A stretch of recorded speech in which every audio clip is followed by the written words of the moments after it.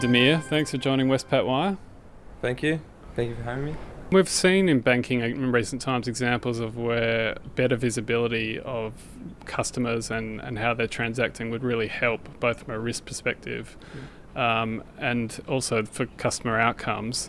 Do you think the open banking regime, when it comes in, is going to materially shift that? As a financial institution, you will, through open banking, you'll not only have access to what you already do, but you'll have a complete access to everything. So that means that I can take my customer and I can understand them holistically. I understand all their liabilities, their debts, where they're spending, good behaviors, bad behaviors. All of that are great inputs to work out in the credit decisioning process. So should I give someone a loan or not? And also helps the banks kind of tighten up more of their risk profile as well. I think it's just a benefit all around for everyone, really. And you've got two customer sets, the fintechs and the, I guess, incumbent financial services providers.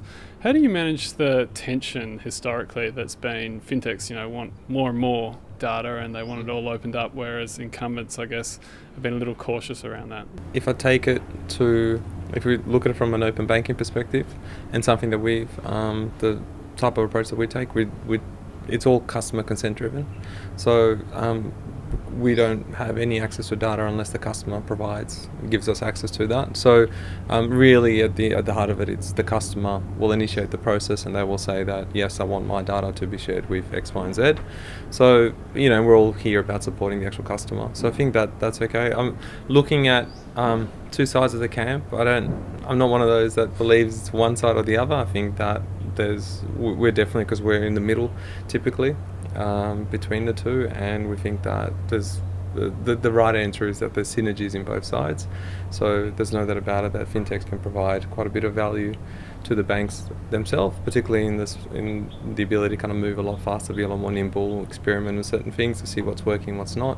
And banks, obviously, that capital, that governance and so forth as well around all of that. So security and privacy are obviously key to data, and we've seen that recently with the Facebook Cambridge Analytica saga. What are the challenges companies have as more of this data starts to open up in ensuring that security? I would argue that the data's already there. So I mean, if I look at my own personal data, that my data sits in probably 3 or 4 different financial institutions. So I think that that's one part. So what happens to that data? Where does it go? I don't know. I like the concept of customer data rights, kind of bringing that out to fruition. So I understand, and I have some level of control over that potentially, which is good.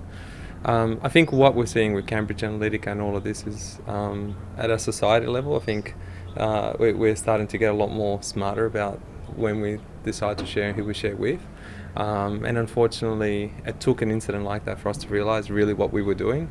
So just following, I guess, the recent Zuckerberg sagas and what's happening, some of the questions were just a little bit silly. Is asking why somebody can access some data that somebody else publicly went out of the way to post on Facebook and share with people. Why can somebody see that? Well, because the consumer did that, they consented to it. Mm-hmm. So I think, so hopefully, I guess, consumer education is a big piece. And that's already been highlighted with open banking in UK and here as well, that consumers need to be aware of what it is and they have to take that sense of ownership on board. But it's also making sure that we communicate that in the most efficient way as well. So. Yeah. I saw a recent study out of the UK where awareness of open banking over there was quite low. I think more than half of people had never heard of it. And when people were asked if they would like to participate, there was quite a bit of hesitation because of the security issues. Are you seeing awareness grow in Australia? I think open banking will mean different things to different people. I think for consumers, I think it's the wrong question to ask. Do you want to participate in open banking? I think the right question is, do you want to, when you're applying, for example, for a loan, do you want to use your financial data to speed up this process? Or do you want to use your financial data to be, for a decision to be made off that? I think that's what it means to them. If you frame that question, they might have a different answer to that potentially.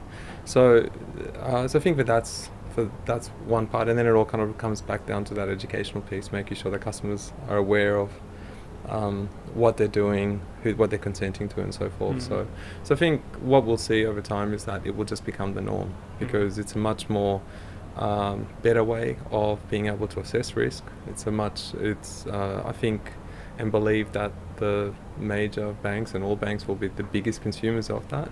So they're already used to dealing with data, so they'll just kind of add to their repertoire of what they already have, and they will use that and kind of base their systems around that. So I think it'll just become normal for customers to do that over time. And I guess risk control becomes key, because as we've seen with the Facebook issue, is even they've had a backlash, one of the biggest companies and very well liked companies. So I guess in Australia the key is ensuring that under open banking there is the appropriate risk controls because it probably only takes one sort of issue and people lose trust. Look at what's happened with Facebook and how open banking is being approached. Facebook just started in a dorm room and it just spawned, and everyone just started sharing data. Open banking is not the way. That's not how it's being approached. There's a government body. There's a regulation. There's an accreditation process. We're talking about standards. It's being approached in a much more serious way. So kind of regulation first, standard first, and let's kind of go that way. Facebook isn't. And I think the real question is like, should companies have regulation when it comes to data access and so forth and all that? And I believe they should. I think it's important. I think it's a very important part of our times to have some kind of acts in place and kind of regulatory or minimum set of accreditation requirements, so to ensure that other companies deal with customers' data with the full respect that it actually deserves.